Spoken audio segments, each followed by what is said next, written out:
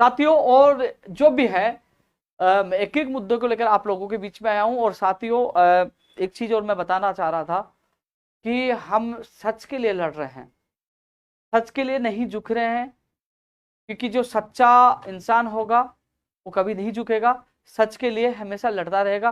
क्योंकि सच यही है कि युवा बेरोजगार को न्याय चाहिए, उनकी मांगे पूरी होनी चाहिए जो वाजिब मांगे हैं, चाहे वो पंचायत राज एलडीसी हो, चाहे वो पंचायत राज जेएन हो, शिक्षक भर्ती 2012 हो। तमाम जो मुद्दे हैं उसके लेकर मैं चर्चा करूंगा। लेकिन सबसे पहले मैं चर्चा करता हूं कि जो अभी हाल में क्या क्या होने वाले हैं मैं आपको बता दूं। सबसे पहले, राजस्थान पुलिस भर्ती कांस्टेबल का परिणाम अब कभी भी जारी हो सकता है, कभी भी जारी होता है। डीआईजी से मेरी कल बात हुई थी और उन्होंने कहा था कि अब 2-4-5 दिन में कभी जारी हो जाए। इसलिए मैंने कल लिखा था 10 अगस्त से पहले कभी भी, कोष्टक में कभी भी ये लिखा था। तो अब परिणाम आपका कभी भी जारी हो सकता है। राजस्थान पुलिस भर्ती कांस्टेबल का जो परिणाम के इंतजार कर रहे थे। अब टेक्निकल हेल्पर भर्ती की जो एग्जाम कभी होगी, अब आपने देखा होगा कि 14 तारीख बताई गई है।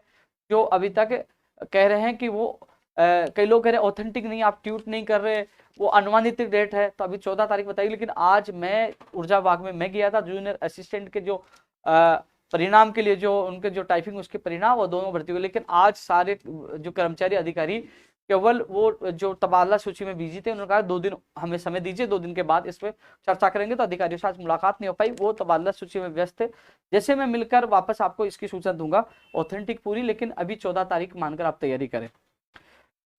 साथियों, शिक्षक भर्ती का जो विस्तृत सिलेबस है और 3-4 बिंदु लगातार कमेंट और ट्वीट आ रहे हैं, और मैं आप लोगों को तमाम चीजों पर चर्चा तो करूंगा। लेकिन ये शिक्षक भर्ती विस्तृत सिलेबस के बारे में मैं कहने से पहले इस पर मुझे बहुत कुछ कहना है कि कब जारी होगा, अभी तक क्या हुआ, और जब हम बीकानेर जाके आए उसका परिणाम क्या है। ये सब आप लोगों को मैं तथ्यात्मक बताऊंगा किस कारण से कल सिलेबस जारी नहीं हुआ और अब सिलेबस कब जारी होगा। इस चीज का मैं जवाब दूंगा, हर व्यक्ति का जवाब दूंगा। लेकिन उससे पहले और चीजों पर चर्चा करूंगा, क्योंकि आपको इंतजार थोड़ा सा जब सरकार करवा रही है, मुझे भी इसलिए कराना चाहिए क्योंकि आप लोगों का आवाज लगा है कि चलो बीकानेर में, जयपुर से बीकानेर पहुंच गए और वहां 5-7 लोग आप लोग पहुंचे, जबकि बीकानेर में बहुत सारे लोग होंगे वहां कोचिंग कर रहे हैं। आप लोगों को आना चाहिए था ना। वहां जो जो एक और सूची की मांग कर रहे हैं 2021 भर्ती में, वो लोग थे। विशेष शिक्षक के भी बहुत कम लोग पूछे, सबसे ज्यादा लोग थे 2021 में 256, और उन सीटों को वो सूची जारी करने के वो सबसे ज्यादा थे। लेकिन जो विस्तृत सिलेबस की जो मांग ट्विटर पे, सोशल मीडिया पे कर रहे हो ना, आपको आना चाहिए था। जब मैं खुद यहां से जयपुर से निकलकर बीकानेर जा सकता हूं, आपको आना चाहिए था। लेकिन आपके लिए अच्छी खबर है, बुरी नहीं है। लेकिन मैं इस पे आप चर्चा करूंगा क्योंकि काफी बातों के लिए चर्चा मुझे काफी चीजों को लेकर मुझे चर्चा करनी है। साथियों, सबसे बड़ा जो इश्यू है, एक कंप्यूटर अनुदेशक भर्ती का परिणाम कब आएगा। चेयरमैन मोदी जी से मुलाकात की थी और उन्होंने कहा 15 के बाद ही आएगा। आपने मीडिया में भी देखा होगा 15 के बाद ही आएगा। लेकिन संतोषपूर्वक हमें जवाब नहीं मिला कि 15 के बाद कब आएगा। 15 अगस्त के बाद आएगा। 15 अगस्त के बाद तो 15 सितंबर भी आती है, 15 अक्टूबर भी आती है, 15 नवंबर भी, दिसंबर। ये तो बताइए, तय तो करिए। 15 अगस्त के बाद 17 को आएगा, 18 को आएगा, 20 को आएगा। आप तारीख तो बता दीजिए कब जारी होगा। कोई स्थिति स्पष्ट नहीं की। मीडिया में भी आपने देखा होगा यही है कि 15 अगस्त के बाद आएगा। तो ऐसे में युवा बेरोजगारों में आक्रोश है। इसलिए हमने 8 तारीख को हम सब लोग अधीनस्थ बोर्ड सुबह 11 बजे पहुंचेंगे, अपनी मांग मजबूती से उठाएंगे कि हमें तारीख बताओ, परिणाम कब जारी करोगे। और हमारी मांग है जल्द से जल्द इसी महीने में परिणाम जारी किया जाए। आप 15 की बात करें तो बता दी 17 को, 18 को कब जारी को, लेकिन जारी की हमें तिथि बताओ। आपने कहा 15 के बाद आएगा, 15 के बाद कब आएगा ये तो बताइए। 15 के बाद आपने नहीं बताया कि कौन सा महीना कब आएगा। और हम मांग कर रहे हैं कि इसी महीने में जल्द से जल्द परिणाम जारी किया जाए। इसलिए जो तमाम कंप्यूटर अनुदेशक भर्ती के परिणाम की जो मांग कर रहे हैं, उनसे मेरा निवेदन है कि वो 8 तारीख को सुबह 11 बजे अधीनस्थ बोर्ड पहुंचे। इसके अलावा यदि परिणाम में मान लीजिए सीटें खाली रह जाती हैं, तो जो 40% की बाध्यता में शिथिलता की जो मांग करें, उनको विश्वास दिलाना चाहूंगा। यदि सीट खाली रहती है तो आप लोगों के लिए हम प्रयास करेंगे, आप लोगों को शिथिलता मिले, मैं पूरा आप लोगों का साथ दूंगा। लेकिन सफलता तब मिलेगी जब आप एक्टिव होकर सहयोग करोगे। तो पहले परिणाम जारी हो, हम पहले मांग नहीं कर सकते कि साहब शिथिलता दीजिए। कैसे आपको क्या पता कि सीटें खाली रहेंगी कि नहीं रहेंगी। रिजल्ट आने के बाद ही स्थिति स्पष्ट होगी, उसके बाद ही अपनी मांग करना उचित होगा। इसलिए अभी 40% की बाध्यता में शिथिलता की मांग हम नहीं करें। हमारी पहली प्राथमिकता परिणाम जारी करें। यदि सीटें खाली रहती उस समय ये मांग करेंगे। तो सभी साथी सुनिए कि 8 तारीख को 11 बजे आप लोगों को पहुंचना है। साथियों, रेडियो पर लैब टेक्नीशियन जो भर्ती का जो मामला चल रहा है कि विज्ञप्ति कब जारी होगी, लोग इंतजार कर रहे हैं। कई बार अधिकारियों से मिले, सबको ले, लेकिन कल 11:15 बजे मुख्यमंत्री जी के अधिकारियों से हमें समय मिला है। इनके प्रतिनिधि मंडल को मैंने बता दिया, हम कल जा रहे हैं। एक बार फिर हमें बुलाया गया, समय मिला है। अब आशा करो कि जल्द से जल्द आपको कुछ खबरी मिले। और 21 अगस्त को हम गुजरात कूच कर रहे हैं। तो मैंने आप लोगों को पहले भी कहा था, लाइव में एक बार फिर कह रहा हूँ कि शायद रेडियोग्राफर लैब टेक्नीशियन को 21 अगस्त को हमारे साथ गुजरात कूच करने की आवश्यकता नहीं पड़ेगी। उससे पहले ही आप लोगों को खुशखबरी मिल जाएगी।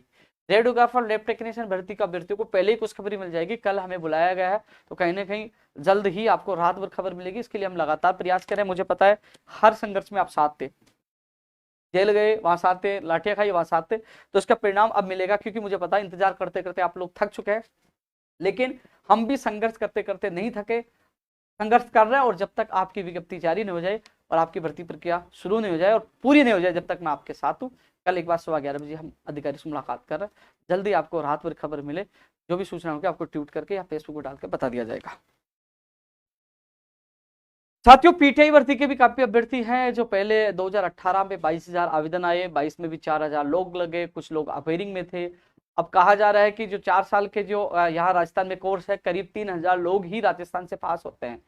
तो लगभग 20-22 हजार लोग अभी तक जो आंकड़े के अनुसार होते हैं, लेकिन अब हो गए 54 से 55 हजार। यानी कि अचानक इतने डिग्रियां कहाँ से आई, ये जांच का विषय है।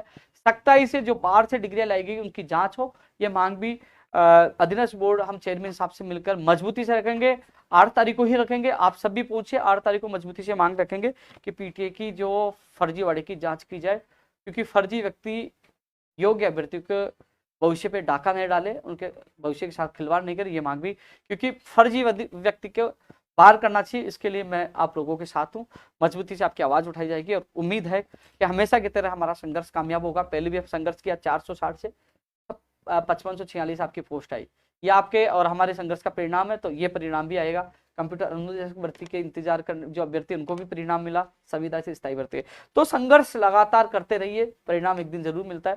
सच्चे दिल से और ईमानदारी से किया गया संघर्ष हमेशा कामयाब होता है। मैं चर्चा करूंगा, मैं सब पे चर्चा कर रहा हूँ, चर्चा सब पे कर रहा हूँ। मैं कनिष्ठ अनुदेशक भर्ती विकास मीणा जो है इसमें एक्टिव है, कृष्ण कुमार है, वो तमाम साथियों से कनिष्ठ अनुदेशक भर्ती को लेकर आप संपर्क कर लेना। और हमने रणनीति बनाई है, ये कनिष्ठ अनुदेशक भर्ती को जानबूझकर ठंडे बस्ते में डाल रखा है। और अभी भी जो कनिष्ठ अनुदेशक भर्ती का इंतजार करने वाले अभ्यर्थी नहीं जागे, तो ये जानबूझकर नियमों में संशोधन की फाइल पिछले कई महीने से घूम रही है। और उन्होंने हमें कहा था फरवरी मार्च तक विज्ञप्ति आ जाएगी। अप्रैल भी निकल गई, मई भी निकल गई, जून भी निकल गई, जुलाई भी निकल गई, अगस्त निकल रही है, और अभी तक कोई अता पता नहीं है। तो हम लोग इसमें रणनीति बना रहे हैं। और ये जो गुजरात कूच में कनिष्ठ अनुदेशक भर्ती की विज्ञप्ति जारी हो, ये भी अहम मांग होगी। ये प्राथमिकता के साथ ये मांग रखी जाएगी, इसकी विज्ञप्ति जल्द से जल्द जारी है। ये लोग इनसे संपर्क करिए, विकास मीणा जी से और कृष्ण कुमार जी से। रणनीति हम बना चुके, हम लड़ेंगे और जीतेंगे, घबराने की आवश्यकता नहीं है। इसकी विज्ञप्ति आज नहीं तो कल जारी करनी होगी। हमारा संघर्ष कामयाब होगा, नियम संशोधन भी होगा और विज्ञप्ति भी जारी होगी। लेकिन अभी फिलहाल ठंडे बस्ते में, इसके लिए थोड़ा सा हमें तपना होगा और संघर्ष करना होगा। आपका भाई उपेन्द्र यादव आपके साथ है, कंधे से कंधा मिलाकर साथ देगा और परिणाम भी देगा। इसके अलावा साथियों, जो पंचायत राज जेईन भर्ती की जो बात कर रहे हैं, पंचायत राज जेईन के लिए 544 की जो वित्त विभाग में गई थी, इसके बाद अभी तक कोई अपडेट नहीं आई है। 2100 प्लस 544 भर्ती की हम मांग कर रहे हैं। और अभी कार्यालय में मीटिंग हुई थी, तमाम, चाहे वो सीताराम हो, चाहे पप्पू लाल हो, चाहे सरदार सिंह हो, चाहे अनिल हो, तमाम इस भर्ती से जुड़े सभी अभ्यर्थियों से मेरा निवेदन है, इन जिनका मैं नाम लिया इनसे संपर्क करिए। हमने एक प्लानिंग और रणनीति बनाई है, वो रणनीति कामयाब होगी तो आपके जो पदों पर घोषणा सरकार ने की, उसमें सरकार को भर्ती निकालनी पड़ेगी। हर जगह हम मजबूत है। हमारे पास आरटीआई है जिसमें 2,19,00,000 रुपए लिए। हमारे पास इनकी घोषणा जो उन्होंने विधानसभा में मंत्री जी ने की 15 मार्च को अनुदान की मांगो, वो हमारे पास हर एविडेंस हमारे पास है। और समझौता, चाहे लखनऊ समझौता हो, चाहे लिखित समझौता हो, हर जगह सरकार से समझौता हुआ। तो हम मजबूत है, लेकिन कमजोर इस जगह है कि आप लोग एकजुट नहीं हो पा रहे हो, 15-20 से ज्यादा नहीं बढ़ पा रहे हो। अपने भविष्य के लिए मैं एक बार पुनः आपसे अपील करूंगा, एक बार मजबूती से आप आइए और देखना इस मजबूती का परिणाम आपको अच्छा मिलेगा। क्योंकि ये लड़ाई अब अंतिम चरणों में चल रही है। और यदि आप लोग नहीं उठ पाओगे, आप लोग जुड़ नहीं पाओगे, तो लीडरशिप करने वाला भी कुछ नहीं कर पाएगा। आप लोग पूरी मदद करोगे, पूरा सहयोग करोगे। मदद किसकी मांग रहा हूं मैं? मैं मदद केवल आप लोगों की आने की मदद मांग रहा हूं। आप जब जब धरने प्रदर्शन में आए, खाने की व्यवस्था करनी हो, टेंट की व्यवस्था करनी हो, या कहीं किसी चीज की व्यवस्था करनी हो, कभी भी आपसे एक पैसे के सहयोग के लिए नहीं कहा। कहीं से मुझे पता है कैसे सहयोग हुआ है, कैसे टेंट की, कैसे खाने की व्यवस्था करवाई है। जहां मान लीजिए थाने में भी चले गए तो डॉक्यूमेंट्स की, वकील की, किसी प्रकार की समस्या का आपको सामना नहीं करना पड़ा। हर जगह आपको सुविधा उपलब्ध करवाई गई। लेकिन कम से कम आप लोग मजबूत होकर आइए। आप लोग मजबूत होकर आओगे, आप कहोगे तो मैं पूरी दुनिया से लड़ने के लिए तैयार हूं, और कह रहा हूं भर्ती ला कर दूंगा, लेकिन साथ आपका चाहिए। इसलिए एकजुट हो जाओ। मिशन गुजरात 21 अगस्त पे ध्यान दो, लड़ेंगे और जीतेंगे। इसलिए सभी से मेरा निवेदन है, एक दिन अपने भविष्य के लिए एकजुट हो जाओ, एक दिन। और ये दिन आपके लिए बड़ा महत्वपूर्ण होगा। इसलिए 21 अगस्त का ध्यान रखें, मजबूत हो जाए, मिलिए, रणनीति बनाइए और प्लानिंग करिए और अपने भविष्य को बचाइए। अन्यथा फिर यदि आप एकजुट नहीं हो पाए, और फिर मुझे दोष मत देना, क्योंकि लास्ट बार आप लोगों के लिए मैं भी प्रयास करूंगा। और इस बार आप लोग एकजुट नहीं हो पाए और साथ नहीं है, तो फिर मुझे मत कहना भूपेन यादव ने साथ नहीं दिया। जब आप लोग ही इकट्ठे नहीं हो पाओगे, आप लोग ही साथ नहीं दोगे, तो भूपेन यादव क्या करेगा? ट्विटर खेलने पे या ट्वीट करने से ये भर्ती नहीं आती, धरातल पे लड़ना पड़ता है। इसलिए आपको हर सुविधा मिल रही है, तो कम से कम लास्ट बार आपसे मैं अपील कर रहा हूँ। और इस बार भी आप एकजुट नहीं हो पाए तो फिर मुझे दोस्त मत देना, मैं भी इस भर्ती को भूल जाऊंगा। क्योंकि मैं आपके जो कई लोग आते हैं, 15-20 लोग आते हैं, उनका मैं पीड़ा समझता हूं, उनका जब मैं चेहरा देखता हूं तो मैं सब कुछ भूलकर फिर भी मैं मजबूती से आवाज उठा रहा हूं। लेकिन मैदान में लड़ने के लिए हमें मजबूती से साथ चाहिए। तो आप सबसे मेरा निवेदन है कि आप लोग 21 अगस्त के मिशन की तरफ ध्यान दें, और जो कार्यक्रम जारी किया है हर जिलों में, सब लोगों से मुलाकात करूंगा, आपके साथी कहें वो भी मिले। तो इसलिए आप लोग एक बार इस अपील को गौर से सुने, जाने, चिंतन करें कि एक दिन आपका भविष्य बना सकता है। तो इसलिए एकजुट हो जाओ साथियों। जो 2 वर्ष की छूट देने की घोषणा मुख्यमंत्री जी के द्वारा की गई थी भर्तियों में, आज मैं डीओपी सेक्रेटरी हेमंत गेरा जी से मैं मुलाकात करके आया हूं कि जो जिनमें एग्जाम नहीं हो, फॉर्म भर चुके हैं, क्या वो रीओपन होंगे, या फिर आने वाली भर्ती परीक्षाओं में 2 वर्ष की छूट का लाभ अभ्यर्थियों को मिलेगा? क्या जो भर्ती प्रक्रिया, जो जिनके एग्जाम होनी, क्या उनके एग्जाम हो पाएगी या नहीं हो पाएगी? परीक्षा फॉर्म दोबारा भरे जाएंगे? सारी चीजों का जो सवाल आपके मन में चल रहा है कि मेरी पीटीआई भर्ती होगी कि नहीं होगी 25 सितंबर को, फर्स्ट ग्रेड होगी कि नहीं होगी, सेकंड ग्रेड होगी कि नहीं होगी, और सबके दिमाग में ये सवाल वास्तव वाजिब भी है। मैं डीओपी सेक्रेटरी साहब से मुलाकात की, उन्होंने कहा इस पे सरकार को निर्णय लेना है, जल्दी ही इस महीने में हम निर्णय ले लेंगे। अभी तक निर्णय नहीं हुआ है कि करना क्या है, यानी कि अभी तक मुख्यमंत्री जी ने घोषणा की है, लेकिन रूल्स अमेंडमेंट भी होंगे, कैबिनेट में भी जाएगा ये रूल्स जो छूट वाला, और उसकी अधिसूचना भी जारी होगी, जिसमें थोड़ा सा समय लगेगा। उन्होंने कहा जिसमें थोड़ा सा समय लगेगा, लेकिन ये 2 साल की छूट वाला कहां से, यानी कि जो जिनके एग्जाम नहीं हुई, विज्ञप्ति जारी के आवेदन होंगे, उनको भी छूट दी जाएगी, या फिर आने वाली भर्ती परीक्षा में दी जाएगी, इस पे निर्णय होना बाकी है। अभी संशय बना हुआ, मैंने ये कहा कि जल्द से जल्द इस पर निर्णय किया जाए। अभ्यर्थी बहुत ज्यादा परेशान है, कई महीनों से तैयारी कर रहे हैं। अब उन्होंने कहा कि जल्दी इस पे फैसला हो जाएगा, लेकिन यह स्थिति स्पष्ट उन्होंने नहीं की। लेकिन इस रूल्स अमेंडमेंट में थोड़ा समय लग सकता है, 15-20 दिन, महीना, 1.5 महीना भी लग सकता है, और इसकी अधिसूचना जारी होने में जो लगभग आसपास की परीक्षाएं हैं अगस्त सितंबर में, वो एग्जाम हो सकती है, संभावना है वो एग्जाम हो सकती है, क्योंकि रूल्स में समय लगेगा। लेकिन और जैसे सीईटी की विज्ञप्ति जारी होनी थी, सीईटी की विज्ञप्ति इसलिए जारी नहीं हुई, उसमें जो योग्यता से संबंधित एक नियम संशोधन हो रहा है, योग्यता संबंधी नियम संशोधन और अधिसूचना जारी होगी, और ये 2 साल बाद, ये 2 वजह से भर्ती की विज्ञप्ति इस वीक में जारी होने वाली थी, इस कारण से रोक दी गई, उसमें भी समय लगेगा। हम तो मांग कर रहे हैं सरकार से कि सीईटी से सारी भर्तियों को बाहर कर दो, चाहे एलडीसी भर्ती हो, चाहे जूनियर अकाउंटेंट हो। सीईटी की वजह से ये भर्ती प्रक्रिया लेट हो। हम तो लगातार मांग कर, अभी मांग करें बाहर कर दीजिए, इसकी वजह से आपको नियम संशोधन करने की आवश्यकता नहीं पड़ेगी, ये भर्ती और लेट होगी। पूरा प्रयास करें, लेकिन ये प्रयास माननीय मुख्यमंत्री से मुलाकात हो तब ना। हमने सीएमओ में मैंने 4 बार टाइम लिखवाया कि मुख्यमंत्री जी से मुलाकात करवा दिए। धर्मेंद्र राठौड़ जी से मिलकर मैंने कहा मुख्यमंत्री जी से मुलाकात करवा दीजिए। कल मुख्यमंत्री जी के अधिकारियों से मिलना, उनसे मैं निवेदन करूंगा।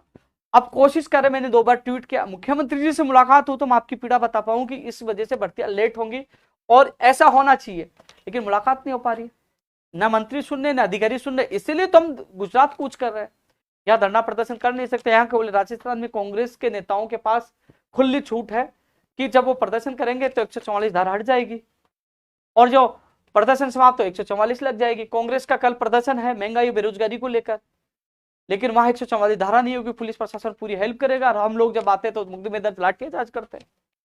लेकिन अब हम भी नहीं रुकने वाले, सच के लिए हम लड़ाई लड़ेंगे, न लाठी से डरेंगे ना मुकदमे से डरेंगे, या तो आप जानते ही हो लड़ते किसी के बाप से नहीं है, लड़ते सच के लिए और लड़ेंगे, चाहे गोली चलाओ चाहे लाठी चलाओ, कि सच के लिए लड़ रहे हैं। मैं मेरे बेरोजगार को रोते हुए नहीं देख सकता, न उनको दुखी देख सकता। मैं जब तक जिंदा हूं अंतिम सांस तक आप लोगों के लिए लड़ूंगा।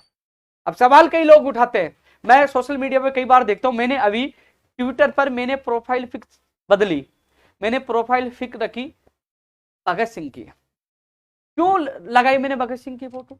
कुछ लोग कमेंट कर रहे हैं ये आप पार्टी में जाने का क्लू दे रहे हैं, एक वो दे रहे हैं कि आप पार्टी में जा सकते हैं, आप पार्टी का क्या, आप पार्टी का है क्या भगत सिंह, या किसी और पार्टी का है क्या भगत सिंह? भगत सिंह हम सबका है, हम उन पे गर्व करते हैं। वो लोग जो हमारी आजादी में अहम भूमिका निभाने वाले थे। हर पार्टी के लोग अपने अपने नेता पकड़ लिए कि ये मेरा ये मेरा। क्या भगत सिंह को शहीद का दर्जा दिया किसी? भगत सिंह जितनी यातनाएं सहन करके अपने देश को आजाद कराने में कितनी बड़ी महत्वपूर्ण भूमिका निभाई। मैं देख रहा था कांग्रेस के तमाम नेता जवाहरलाल नेहरू जी की फोटो लगा रहे थे, कई लोग तिरंगा यात्रा निकाल रहे हैं। लेकिन क्या भगत सिंह को याद करना गुनाह है क्या? मैंने कि मेरे कार्यालय में भी, जब कार्यालय खोला तब भी मेरे कार्यालय में भगत सिंह की फोटो लगी हुई है, और भगत सिंह की फोटो मैंने लगाई कि वास्तव में उसका बड़ा योगदान था, इसलिए लगाई। और इसलिए भी लगाई कि गुजरात में हम लोग भगत सिंह बन के जा रहे हैं, हमें हमारी मांगे दबाई जा रही है, सुनी नहीं जा रही। हमने मुख्यमंत्री जी समय मांगा, मंत्रियों से मुलाकात होती है वो नहीं सुन रहे, अधिकारी नहीं सुने, हम परेशान और दुखी होकर भगत सिंह बनकर हम गुजरात जा रहे हैं, भगत सिंह बनकर। इसलिए मैंने भगत सिंह की वो फोटो लगाई। और दूसरी बात, जो छोटी हरकतों पर कांग्रेस के, यूथ कांग्रेस के हो, चाहे कांग्रेस के और चाहे वो सेवादल कांग्रेस के, मैंने एक ट्विटर पर उसको कोट करके आपको मैंने बताया था कि कैसे हरकतें कर रहे हैं, उनको प्रशिक्षण दिया जा रहा है उनके आकाओं के द्वारा कि उपेंद्र यादव को बदनाम करिए। अरे यार, जितना दम हो बदनाम कर लीजिए। कृपया, जिसने ट्वीट करके मैंने कोट करके लिखा था, एक बार आप कमेंट तो पढ़िए, बेरोजगारों ने कितनी शानदार आपको जवाब दिया है। यदि आपने उसको पढ़ लिया तो मुझे नहीं लगता कि आप ट्विटर पर रह पाओगे। शर्म आनी चाहिए जब आप सच्चाई का सामना नहीं कर पा रहे और आप अनर्गल बातें कर रहे हो, बदनाम करने की कोशिश कर रहे हो। पता है इस संगठन में आने के बाद किन किन समस्याओं का सामना मुझे करना पड़ता है। मेरी युवा साथियों, आपको मैं बता रहा हूं, कभी कहते ये बीजेपी का है, कभी कहते ये तो कांग्रेस ही है, भगत सिंह की फोटो लगा लिया आपका है। लेकिन कभी आप लोगों ने सोचा कि ये बंदा लाठी खाता है, ये बंदा बीकानेर जाता है, ये बंदा लखनऊ जाता है, ये बंदा दिल्ली जाता है, जेल जाता है, अनशन करता है और सीधा टकराता है और पेपर माफियों से और बड़े बड़े नेताओं से टक्कर लेता है। किसके लिए? आप लोगों के लिए। मेरी पार्टी मेरी युवा है, मरता हूं आप लोगों के लिए। जिस दिन मैंने राजस्थान बेरोजगार एकीकृत महासंघ छोड़ दिया ना, उस दिन आपको एहसास होगा कि कोई इंसान जो आपके लिए कहां से बजट का मैनेज करके, मैं आज वो मैनेज कहां से करता हूं मैं बता सकता हूं, लेकिन अधिकतर मेरे साथ वो कर्मचारी जुड़े हैं, ये सरकार उनके पीछे लग जाएगी आप आर्थिक सहयोग क्यों करें, क्योंकि मेरे मित्र है, मेरी टीम है, मैं जानता हूं कैसे मैं मैनेज करके सारा कुछ कर रहा हूं। क्योंकि युवा बेरोजगार कितना परेशान और दुखी है, मैं उनसे एक पैसा किसी नहीं लेता, लेकिन मैनेज करने की कला है, क्योंकि 11 साल से लगातार संघर्ष कर रहा हूं, तो मुझे पता है संगठन में कैसे चला रहा हूं। लाठियां खाता हूं, जेल जाता हूं, सड़कों पर। आप जो मेरे आंदोलन में आते युवाओं को पता है, सब पहले उनको खाना खिलाता हूं, बाद में कुछ खाना खाता हूं, पहले उनको सुलाता हूं, फिर मैं सोता हूं। सड़क के बीच में गर्मी में बैठा रहता हूं, सर्दी में उनके बीच में बैठा रहता हूं, नीचे जमीन पे सोता हूं। लाठियां खाने की बात आती सबसे पहले लाठी खाता हूं, जेल जाने की बात आती सबसे पहले जेल जाता हूं। क्या राजस्थान में कोई ऐसा नेता है जो आपके लिए सड़क पे बैठे? कोई आपके लिए भूखा रहे? कोई आपके लिए लखनऊ दिल्ली जाए? क्योंकि इतनी बातें मैं इसलिए कह रहा हूं कि जब मुझे वो ट्वीट उस कांग्रेस के नेता का देखा, इतना गुस्सा आया, मैंने कहा, मैं अभी कह रहा हूं, और कांग्रेस के उस नेता को नहीं, तमाम मैं जो मेरा लाइव देख रहे हैं, मैं कह रहा हूं, मेरा कार्यालय है रिद्धि सिद्धि से आगे गंगाराम नगर प्रेम नगर विस्तार में है, मैं चैलेंज देके कह रहा हूं कि मैंने किसी पार्टी की दलाली की हो कभी, और किसी युवा बेरोजगार से भर्ती के नाम पे एक पैसा लिया हो तो साबित करो, वो करने के लिए तैयार हो। सीना ठोक के कह रहा हूं ईमानदारी, जब क्योंकि मैं जेल से बाहर आया हूं ना, कोशिश की गई, सब जगह तफ्तीश की गई, सारे जगह पूछा गया, मेरे लोगों को भड़काया गया, बयान दीजिए, लेकिन कुछ नहीं मिला। आज जिंदा हूं, ईमानदारी से लड़ रहा हूं। ईमानदारी सरकारों से वही लड़ सकता, वही टकरा सकता जो ईमानदार और सही हो। लेकिन अब जो ओछी हरकतें शुरू कर दी बदनाम करनी, मुझे यह भी पता है साथियों, मुझे यह पता है कई लोग कहते हैं, मैं भर्तियों से हटकर इसलिए बात मुझे याद आ गई तो मैं इन चीज पे बात